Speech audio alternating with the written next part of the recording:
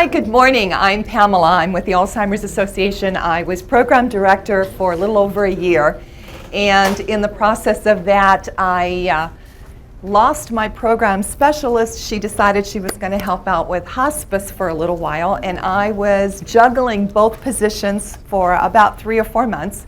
Fell in love with this position and talked the CEO into letting me now become the one who's doing the lectures. I get to do the consultations at the office. And I said, for the first time in my life, my heart and my head came together. And I am doing what I love. Understand, I taught school for over 20 years, and I am not a teacher who stands in one place. I do understand your concern about the low screen, so I am going to try my best to stay seated so you can see the screen. It goes against every part of me to be seated while I'm teaching, so it's going to take a lot. This class, usually I am working specifically with caregivers and the families of Alzheimer's patients. Today I'm doing a presentation specifically on the person with Alzheimer's. We refer to them as the PWD, or the person with dementia. Alzheimer's Association does not deal only with Alzheimer's, we deal with all age-related dementia. Biggest question I usually get is, what's the difference between dementia and Alzheimer's? Alzheimer's disease, Lewy body disease, Parkinson's disease, you've got a whole gamut of diagnosis that will bring on different states of dementia. Dementia is the umbrella, as you would say, and then these are the other things that would cause the dementia. Specifically today, we're going to talk about the Alzheimer's disease. However, there are other diseases that will mimic and follow along the dementia line of the Alzheimer's disease. So this class is relative for any age-related dementia. Also, if you do have a loved one in your home with Alzheimer's or an age-related dementia, we offer services from coming into classes on Tuesday mornings from 9:30 to 10:30. We also have support groups around the island that meet once a month at different locations. And then we also offer services for consultations where you can come into the office for consultations, or we will come into your home, meet with you as an individual, or we will meet with your family so that we can explain what the PWD is experiencing. One of the things that we always encourage the caregivers to do is never personalize the behavior. It is not the person, it is the disease that is causing the challenges. And so whenever the erratic behavior comes up, whenever the miscommunication comes up, understand it's just part of the disease. But specifically today, I want us to discuss and look at the Alzheimer's patient and a little bit of what they are experiencing and a little bit of what they're going through. First thing is, when you're to find out that you have a diagnosis of dementia, specifically Alzheimer's, you do want to go and to tell others that you have been diagnosed with this so that there's a better understanding and that the relationship is not ripped apart because they're not understanding how and why the patient is acting the way they are. It's important that they tell people that they know very well, people that they trust, people that they love, close family members, close best friends, people to whom you are responsible, specifically your boss, your spouse, others, people from whom you may need help or assistance, neighbors, strangers, people who need to know, and basically anybody that you want to know. A lot of times now recently, since Alzheimer's has started to come out into the focus, about 100 years ago is when it was beginning to start to be labeled as Alzheimer's disease. About 30 years ago, there began a research, and it has been now within the last 10 years that we have begun to expose and realize that Alzheimer's disease needs to find a cure. Presently, it is 1 out of every 7 senior citizens above the age of 65 that has been diagnosed with Alzheimer's disease. If there is not a cure within the next 15 years, it will be 1 out of every 3 senior citizens that will be diagnosed with Alzheimer's disease. That's my lot. That's where I'm falling into that place. So I want to make sure, too, that we are well taken care of, and we need to push for research. When it feels like the right time is the right time to say it. A lot of patients now, because it is becoming more acceptable. It's not so much that we're going to put grandma in the back room and just hope nobody hears the F-bombs that she's lowering because she's never swore and now she's swearing, or she's trying to beat up everybody because she's become very combative. Or grandpa has become, he was always in everybody's Cocoa Pops, he was always right out there in the front, fight ready to happen, and now he's become very reclusive. So you have your polarization of the characteristics of people and their personalities with Alzheimer's disease. And now that it's becoming more in the forefront and it's becoming more of nobody being hid, the stigma isn't there anymore. People are actually carrying around little cards that says, please forgive me if you misunderstand me, I have Alzheimer's disease. Or, they're just being very open and being very upfront. They're owning it. This is where I'm at. This is what's happened. And so that you will not misunderstand what I'm doing. When you know that others need to know, that's the right time to say it. When you need help or you need assistance from someone, it's very important that you have informed them. I don't know where I'm at. I've been diagnosed with Alzheimer's disease, or I've been diagnosed with dementia, and can you help me? When it helps to explain what is going on with you, when planning or making decisions about your future, it's extremely important that there is a elder law attorney that is seen. It is very important that you put together a team, not just of a general practitioner doctor, but you need to have a team, a support team with a neurologist or a geriatric specialist. Quite often, as loving, caring, compassionate, and knowledgeable as they are, a general practitioner will quite often misdiagnose the Alzheimer's disease, and they will actually give medications that can complicate the patients. So what we push for is make sure you see a geriatric specialist or a neurologist as well. When you are alone with the person that you're wanting to speak to is also the right time to tell it. The imperative thing is to get a diagnosis as soon as possible. I know you hear most of the literature saying that you should continue to work as long as possible, but there are problems with that. If you work and you don't make your management know what's happening and your human relations department know what's going on, then you run the risk of being terminated from a job that probably has a disability insurance with that job. COBRA doesn't address that. If you get fired from a job, you can continue your health and your drug coverage and such, and if you have extra money, your vision and your dental for up to 18 months. But disability insurance is not part of COBRA. So if you lose your job before you acknowledge that you have a problem that qualifies you for disability, then you're facing financial ruin. You're going to be hearing from patients today who have actually been diagnosed with the Alzheimer's disease.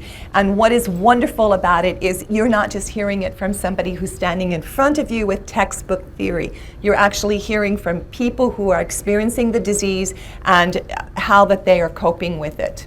Some people with Alzheimer's say that now that they know, they can help if something comes up. It's a relief that they know. It's a relief they have a label on what they knew was erratic behavior themselves. Some people with Alzheimer's disease say, I tell them when they recognize that I'm not quite like I used to be, it helps to explain what is going on. Some people with Alzheimer's say your friends are your friends, and telling them what is happening to you, they will still be your friends. Someone else has said, at first I tried to hide that I had memory problems, but when I finally told people, it was like a huge weight lifted off my shoulders. The Alzheimer's patient, especially those who are social bugs, and they love having the social life, and usually those with a little bit of a higher academic status, they can actually mask the disease for up to 10 years before it is recognized by somebody else. Things that you can do now if you have been diagnosed with the Alzheimer's disease, first of all, is own it. Be proud of yourself that you have the courage to talk about it. Inform family, inform friends, ask for help telling other people. Tell people you sometimes have difficulties concentrating and remembering, so that when you ask the question for the 5th time, they will be patient with you and answer it for the 5th time. Tell people that just because you have Alzheimer's disease does not mean that you need help with everything. There's just some things you need help with the memory. Attending to a care consultation is wonderful, and invite your family to come with you so that the social worker or the therapist can explain to the family the idiosyncrasies of the disease itself. Educate other people about Alzheimer's disease, which means you're going to become more knowledgeable about the disease itself. Let people help you. Know that it does make other people feel good to help you. And so you are actually being, the information and the help is being reciprocated. I paint. I do watercolors of people's homes for money. And I do paintings just for myself. I'm starting to like to make cookies a lot and eating a lot of them too. I have a set of friends that we go out for lunch occasionally. That's a wonderful support group to have somebody that you can spend some time with that you know, they're very meaningful to me. And so glad I have them.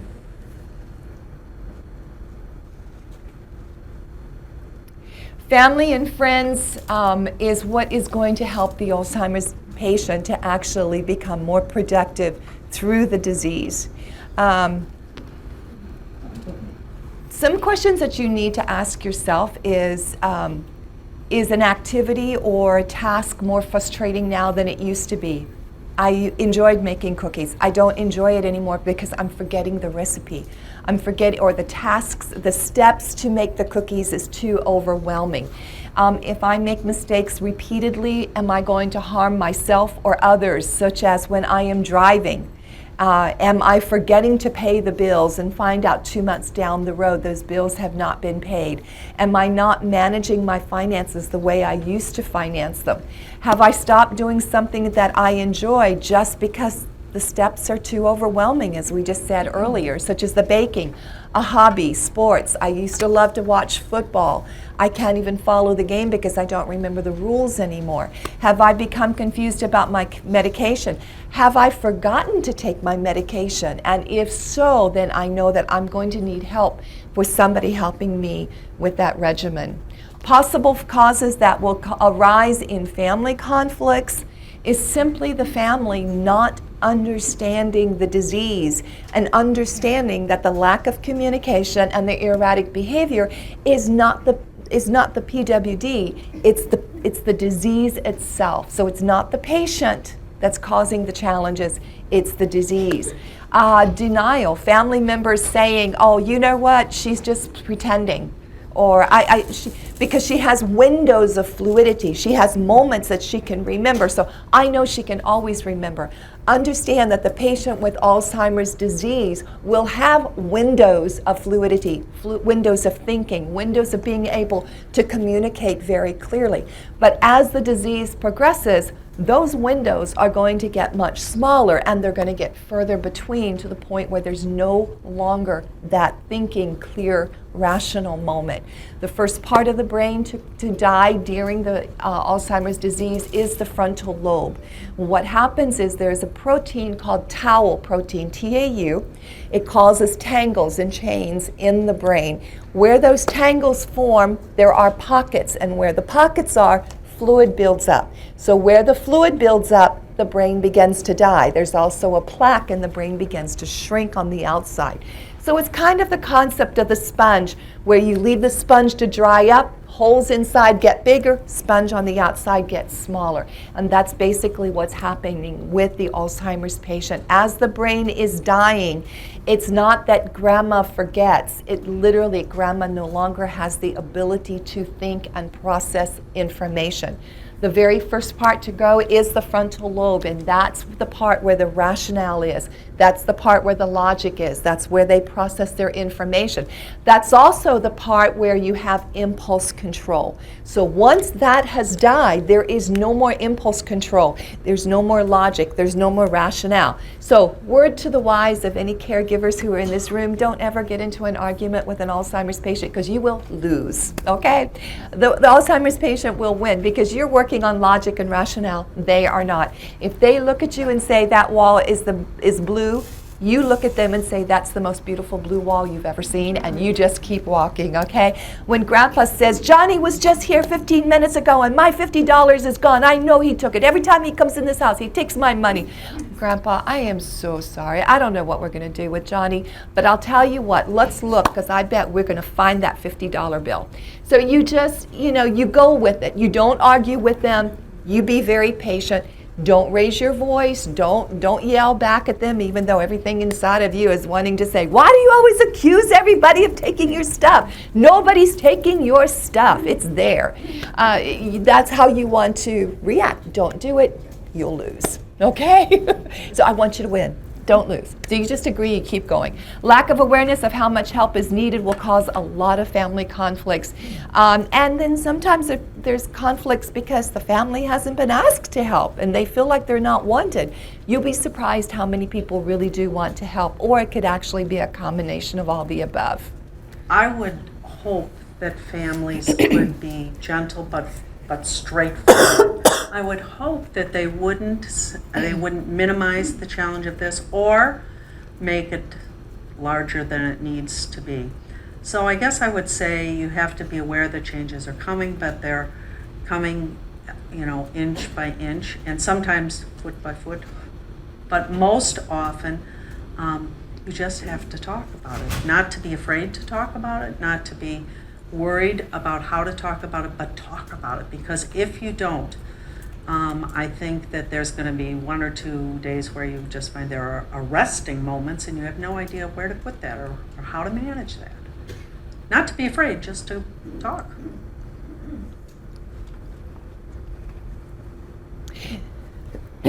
Dealing with conflicting views. Have a family meeting. Discuss your concerns openly. Contact the Alzheimer's Association for a care consult. I am the one who goes into the homes. I'm the one who goes in and does the consultations. And we are open to coming into your home or I have a large lecture room. I have a conference room at my office. We're located at Ward Warehouse. We're right down from Kincaid's and Spaghetti Factory. So when you get through with me, you can go walk right over to Spaghetti Factory, have the most awesome dinner you've ever had. But we are there and we are able to work with you. Our hours are actually from 8 o'clock in the morning to 4 o'clock in the afternoon. However, for those of you who have your working schedules and you can't get everyone in until the later on in the evenings, I also do evening consultations. I do not work on weekends. However, that hasn't gone over so well and not everybody's getting that message. So I'm actually scheduled for the next 6 Saturdays. But just whenever you are needing us, we try to be there to help you and try to work with your schedule as well. Seek help from a friend. Make sure you have an attorney on your team, an elder law attorney. And the other thing is, too, it's really important that if you do attend church that you let the clergy know what's going on. Quite often they are very much trained in family counseling and are able to assist you even from that spiritual perspective. Make sure you have a geriatric specialist or a neurologist on your team. The other thing that a lot of family members have found that it is extremely profitable for them is to go ahead and to hire a case manager. As the disease progresses, there is more assistance that is needed for the patient. And so the case manager can actually help you to find that. And keeping your general practitioner on your team is very important as well. But the geriatric specialist and the neurologist are the two that you want to make sure you're linked in very close with them. When you are helping each other, you want to make sure you're focusing on common goals. You want to make sure that you have your, everybody is in agreement together in what is best for the PWD. Be open about the diagnosis, be open about your feelings as the patient. Maintaining your open lines of communication. Even if you don't feel like talking, keep talking. Respond with love, respond with reassurance. Finding ways to contribute to family life. Take pride in your contributions to that family and make sure that there's always that love and compassion that's there and gentleness.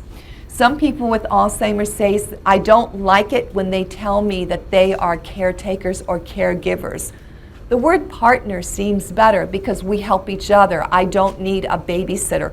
I know that the patient, even though they may act childish sometimes and they are very much going backwards in their stages of life, They still don't want to be condescended to. They still want to feel human. They want to live a dignified and respected life.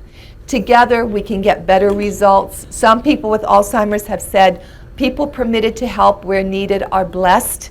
You do a favor when you let people help you when necessary. I don't want to be totally dependent. I find ways that I can still contribute and be involved. Things that you can do now, you allow yourself to accept help from each other, from others. Focus on what you can do, but let other people help with what you are no longer capable of successfully completing. Learn as much as you can about the Alzheimer's disease. Work with those that you trust to identify where you need assistance. Share feelings about how it feels to accept help. Attend a support group to talk to others with some similar concerns. Consider individual or family counseling. I usually put a huge asterisk and a huge star right by this because the family cannot get through this alone. They do need the help of others. Unless you are just going to put grandma into a back room and shut the door, you need help so that she can live a more productive life. And then always remember to thank those who support you. When it comes to making decisions, choose someone that you trust. Choose a backup. So you're not just talking to one person, you have several people that you are speaking to. Understand that your feelings will fluctuate as the disease progresses. Get an outside opinion if you disagree with what somebody else has told you. Again, the Alzheimer's Association consultation will definitely help, and you want to always discuss your wishes with your family or your care partner. One of the things that we encourage families to do at the very beginning of the diagnosis of the disease is make a decision regarding the POLST, which is P-O-L-S-T. It is a lime green sheet of paper that is stuck either on your refrigerator or on the nightstand. The very last stage of the disease for the PWD is actually where the patient no longer knows how to swallow and they forget to breathe because that part of the brain is starting to shut down to remind them to breathe. So if there is not a pulsed paper that says do not resuscitate, if the paramedics come into the home or into the care home, they will be required to resuscitate. And Grandpa is old, Grandpa is frail, he's 96 years old, and he's starting to shut down because he's no longer breathing.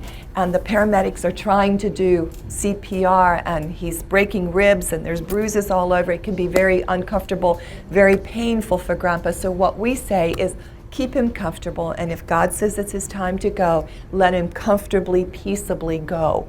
Don't try to resuscitate because he would only be brought back to live off of machines, breathing machines, intravenous feeding, and quite often it's only because the family doesn't want to let go, but it's at the expense of Grandpa's discomfort with the broken ribs or the bruising that takes place when they're trying to resuscitate. The POLST used to stand for Physician-Ordered Life-Sustained Treatment. As of about 2 months ago, that has now changed. It is Professional-Ordered Life-Sustained Treatment, meaning that even nurses, neurologists, psychologists, they can all sign on to the POLST to make it a legal document. You want to go through your general practitioner for that. You want to talk more to your physician about the POLST, P-O-L-S-T. Important issues to discuss is how do I want my finances handled? Who do I want to appoint to be over my finances? And I want to look at it very objectively is when should I stop driving? Because if I am making poor judgments, I'm not going to stop that car in time. If I am losing peripheral vision, I am not going to see the person walking on the side of the road. I am not going to know when to turn, how to turn, and sometime I'm not going to know how to get back home. So you need to make an active decision of when it's important to take those keys away. Meals and transportation, decisions about activities, time off for the primary care partner, your care and living arrangements when that change is necessary because of the PWD will get to the place where they no longer can function on their own. And if you are to objectively look at it and when do I need to stop working. To Tips for involving the family: identify members of your family who can assist you. Advise family of what's needed instead of assuming that they know. Stay in touch. Hold a family meeting. Recognize the differences in the different parts of what is causing actually the Alzheimer's disease. Share responsibilities and continue to communicate the feelings. The big And also change when is you feel that stress. Russ isn't working any longer, so we're together full time, and that was a big adjustment to make. But in addition, Russ always took care of all the finances. He took care of all of the bills. He was only too happy to do it, and I was only too happy not to do it. And I realized what a big mistake that was now. But now I really insist that we sit down together and we pay the bills together and discuss the finances, and we're going to get together with some sort of a financial advisor. We had a planner, but we need to go a little further because I'm really afraid. A few times the cable went off, and he's never missed paying a bill, but he missed paying the bill. And most of our banking is automatic online, but there are bills that you have to pay that can't be paid automatically. And so I really want to know. I get really frightened. I want us to go through the mail when it comes in together, because he separates it. Here's yours, here's mine, and then I hear the shredder going, and it's like, were there checks? Were there bills? What's going on? And so, and that's really hard because, he feels inadequate if I say, I want to sit down with you and do this.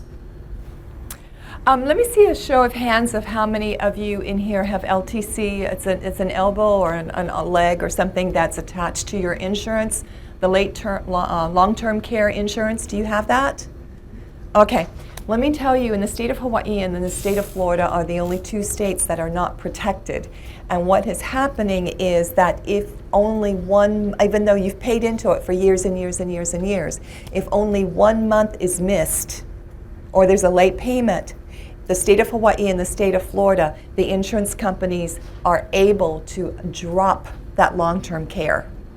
And so you want to make sure, if you have been diagnosed with Alzheimer's or if you have a loved one with Alzheimer's disease, you want to make sure that that insurance is paid consistently.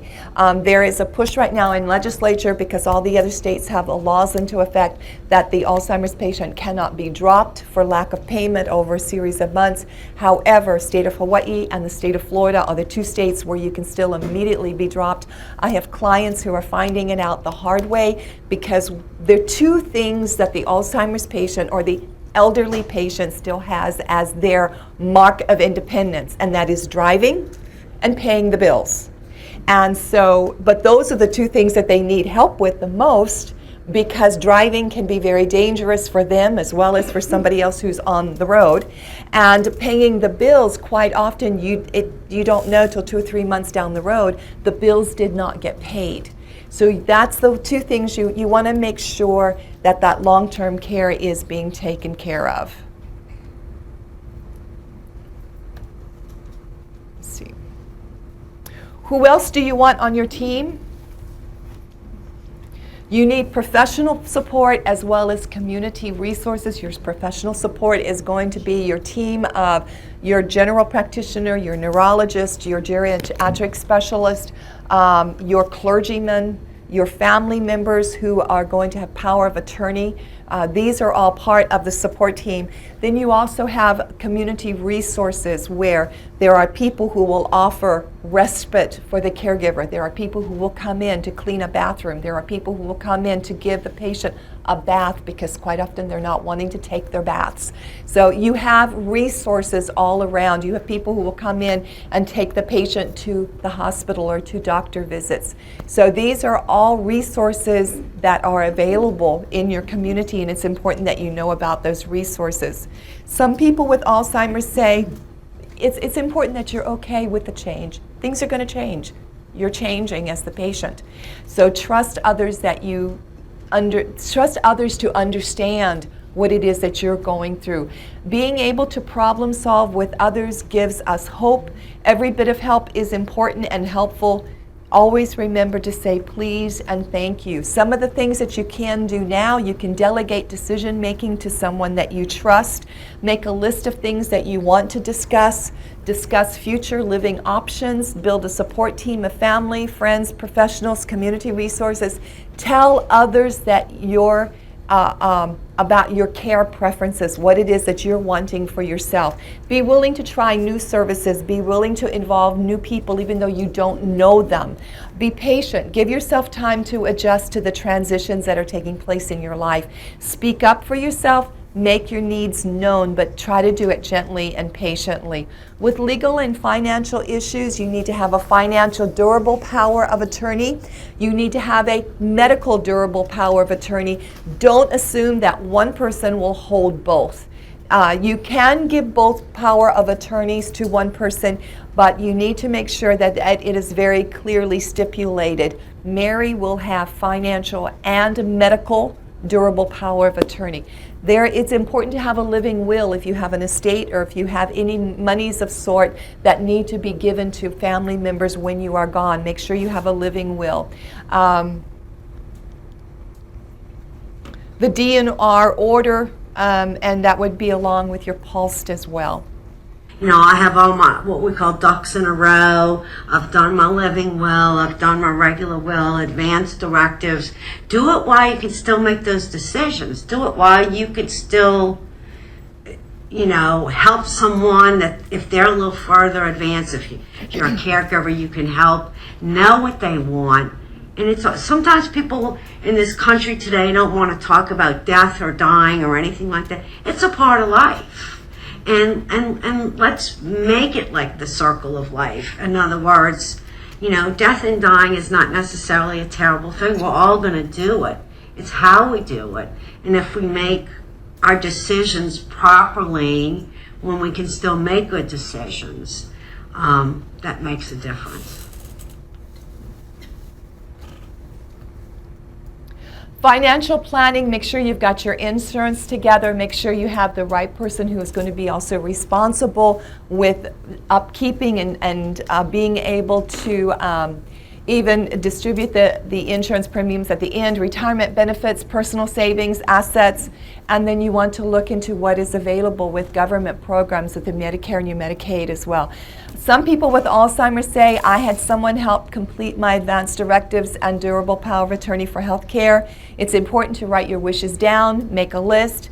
I hope to be able to talk with my family members about future plans.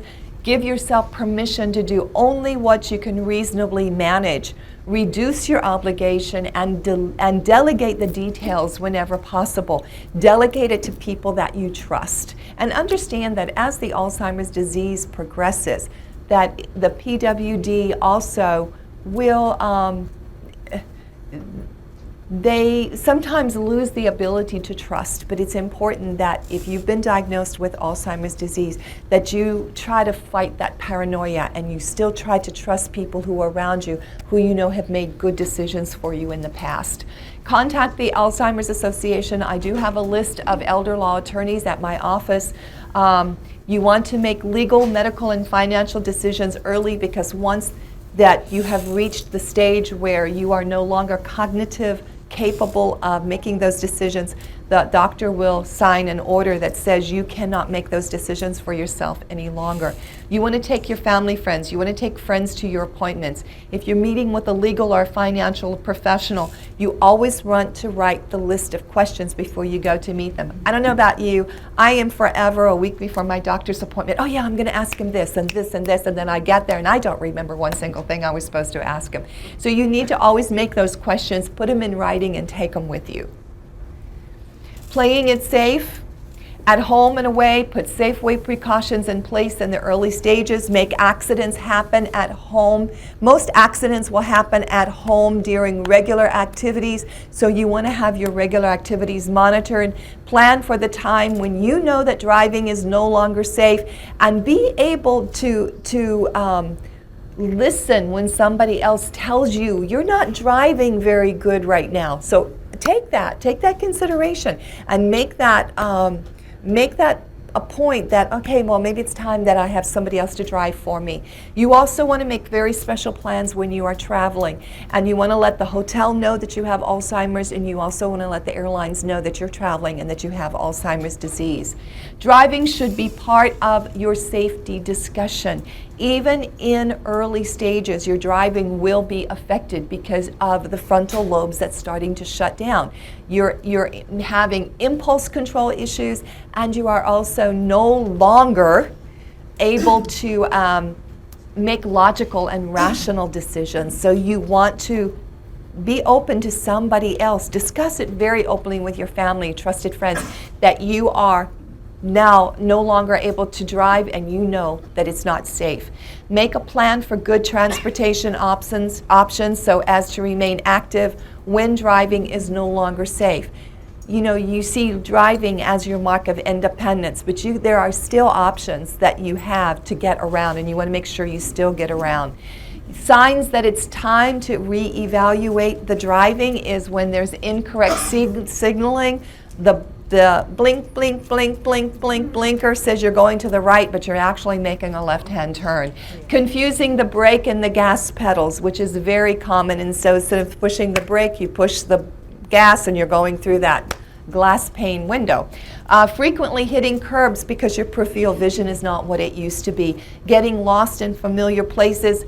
Driving on the wrong side of the road and failing to stop at red lights or stop signs until you're halfway in the intersection and oh, I think I need to stop, and then you're stopping in the middle of the intersection. Not a good thing. Well, I won't be the one probably to make the decision, or at least I won't be making it solely. It'll be the result of input from others and probably driving testing to determine whether or not I really should be out on the road in a 4,000-pound missile. And so I think it'll be, and also Diane certainly, my wife certainly has input into that, and because she does ride with me, and she observes, and so I think that's very valuable also. So I think it'll be a joint decision, I guess is the best way to put it. But anybody who has Alzheimer's doesn't want to lose their ability to drive. You know, it's very interesting how important that mobility is, and that spontaneity, and being able to go places when you want to go there, and, you know, things like that. So that's a significant lifestyle change.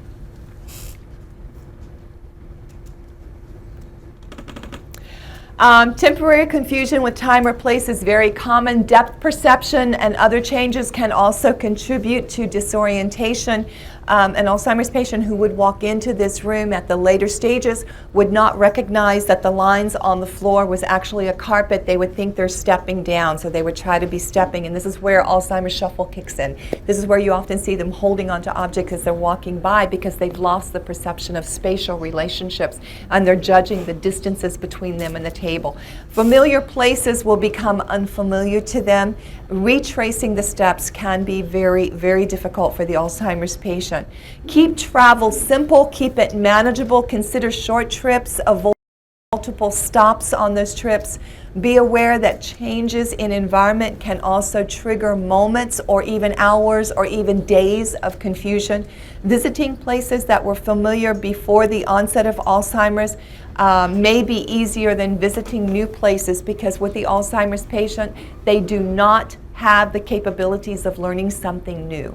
They only know what they knew before. They no longer have the capabilities of becoming familiar with something new. Evaluate options for the best mode of travel. Plan trips where medical services are easily acceptable. Call ahead of time and make sure if you needed to get to an emergency room, there's one close by. If you are flying, you're staying in a hotel, you want to inform the staff ahead of time of any of the specific needs. You want to always travel with a companion. Do not travel alone if you've been diagnosed with Alzheimer's or dementia, understanding that traveling will intensify the dementia for a little while, and you want to make sure somebody's there who can help you to accommodate that loss. Travel during the time of day when you feel your best. If the mornings are the best, that's when the patient wants to travel. Have a backup plan, create an itinerary, give out copies of that itinerary to people that you trust. Keep a copy with you. You always want to keep a bag of essentials with you, even if you're just traveling for the day. With medications, you want to have a change of clothes. Make sure you have water, snacks, and other things to keep you occupied with activities.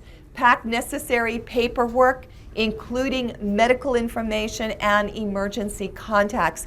We also have a medical learn and safe return program at the office at Ward Warehouse that we can help you with if necessary. Carry a cell phone, carry your ID, carry a list of emergency phone numbers. Limit yourself to familiar distances and specific locations. Don't try to go outside of your comfort zone. Inform your family and friends of where you're going. Don't just say, I'm going to take the bus around the island, I will be back, and I don't need to tell my family. No, you need to tell your family. Bring along a companion with you. Don't travel alone. And again, some find it very helpful to carry the card that says, please be patient, I have a memory loss disorder. There's a bracelet that you can wear that is a medical alert bracelet, safe return bracelet, and we want to make everybody aware of this. It's not free. I think we pay $25 a year. My wife wears one also for me. But the bracelet has my name on there. It has some. Mine is memory impaired, and I have an eye. Of all patients who've been diagnosed with Alzheimer's disease will wander or get lost. And the other percent, there's a big percent of that extra 40% that don't get lost only because they have hovering, the helicopter family members who are always hovering over them just to make sure that they're still around. But the Alzheimer's patient will lose the capabilities of getting back to where they need to be. Enroll in the Medical Alert and Safe Return Identification System. It simply lets them know there's a number that they can call that says we found this patient, and we can help get them reunited with their family members again. The table that is right beside me is also, they have a program where there is a GPS type of a tracking system that is on a necklace, so you can talk to them about that one out there. Medications, it can be difficult to remember important things like taking the medication. Using pill organizers are big help, where caregivers come in and once a week will fill it up and then make sure that every day that medication is working. It's also very helpful to get into a routine. Routine is the Alzheimer's patient best friend, and just have it like clockwork. Have a schedule and make your plan your work, and then work the plan is what basically the Alzheimer's patient needs to learn to do. In early stages, many people can live alone, but as the disease progresses, more help is definitely needed. And at some point, living alone will no longer be an option. Planning now helps to put the planning program into the hands of the Alzheimer's patient themselves. It's difficult to talk about safety issues, but it's really important to reduce the potential for the crises, to reduce fear and confusion, to reduce family conflict, and just to have, again, the preservation of that Alzheimer's patients having the power to make their own decisions for themselves. Some patients will say, I love to drive, it makes me feel independent, but at the same time, I would hate to cause an accident and get hurt or hurt someone else. I have moved into a senior living facility and now I feel safe. It's reassuring. If you get lost, tell somebody, ask a stranger if you need help or assistance. Take someone with you when you go out. It is safer and it's definitely much more fun. You need to keep emergency phone numbers by the phone, enroll in the Medical Alert program, incorporate kitchen safety strategies. You want to use a pill box to organize your medication. Have night lights all throughout the house because at nights disorientation does take place. Ask for help when needed with grocery shopping, meal planning, cooking, household repairs, and ask family and friends for advice about driving and take their advice. Again, just in summary, it's important that you do tell others about the diagnosis, that you communicate with family and friends, that you identify and obtain the help that you need, that you put legal and financial plans in order, and that planning for safety issues, including home safety, driving, travel, medication, living alone, and crisis prevention, can all be taken care of before the disease gets to the later stages of it. And do you have questions? Questions or comments? Yes, ma'am. Thank you for discussing about advanced directives and laws. We really need that also to give to the public because, see, sometimes the elderly or the family goes to lawyers and they're charging so much money just for the advanced directives. So, since you're giving us for free, where can we get it to them? Oh, it's the Pulse. Actually, you just get it from your general practitioner. You go in the doctor office and they'll help us set one up for you, or you can just call the nurse. Call your, I'm not sure what, because different ones have different health plans, but just call the nurse. And because now it is professional ordered, no longer just physician ordered, a nurse can actually sign on to the Pulse. Oh, I see. Okay, thank you. You don't have it here today? No, we do not carry the Pulse with us. I have samples in my office, but you do want to go through your physician for it to get it. How about the living will, the advanced directives? Do you have a copy also? That would, I have a copy at my office at Alzheimer's Association, and I'd be more than happy if anybody needs that. I can either scan it and email it to them. I can be reached at, I know I've been introduced as Pamela Ewan. Actually, I am Pamela Scott, so I've gone back to my maiden name, and I am pscott@alz.org. So you can reach me at any time with that, and I'll be more than happy to even scan and email papers back to you. I can even email a copy of the Pulse. Yeah. POLST, yes. Is there any fee for your services? The Alzheimer's Association is a nonprofit organization, so there is no fee for any of the services. We're all covered with grants, and so our services to you are completely free. We love donations. We actually have a walk coming up on September the 6th. So if you are interested in walking or even putting together a team, I have the information out on the table outside. So what is your phone number and the website? Yes. Okay, it's not Alzheimer's. I call it Sometimers. 591-2771. See, if I think about it, it'll. And our website is alz.org. And my personal email is pscott@alz.org. You're welcome. Any other questions? Thank you. You've been a wonderful group. Have an awesome day.